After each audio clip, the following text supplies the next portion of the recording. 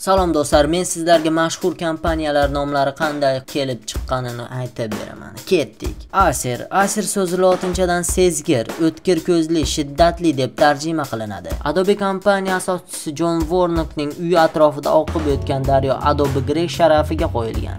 Adidas firma asoschisi Adi Dassler nomidan olingan. Apple. Ba'zi ma'lumotlarga qaraganda Apple olma. Kompaniya asoschisi Steve Jobsning sevimli mevasi. Boshqa ma'lumotlar bo'yicha kompaniya asoschisi loyihachilaridan birining sevimli olmasidir. Yangi biznes uchun nom topishga 3 oy mobaynida natijasiz urinishlardan so'ng Steve Jobs o'z sheriklariga shunday shart qo'ygan. Agar soat 5 gacha yaxshiroq nom topmasangiz, kompaniyani Apple deb atayman dedi.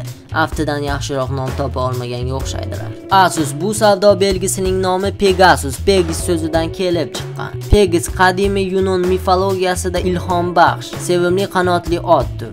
Kompaniya nomi ro'yxatlarda alfavit bo'yicha birinchi turishi uchun Pegasus so'zidan P harfini olib tashlab Asus nomini qoldirganlar. Coca-Cola. Bu ichimlik koka daraxti barglari va kola nomli tropik daraxt yong'og'idan tayyorlangani uchun Coca-Cola deb nom berilgan. Devo kompaniya asoschisi Kim Woo Chon firmasiga kamtargina qilib Buyuk koinot deb nom bergan.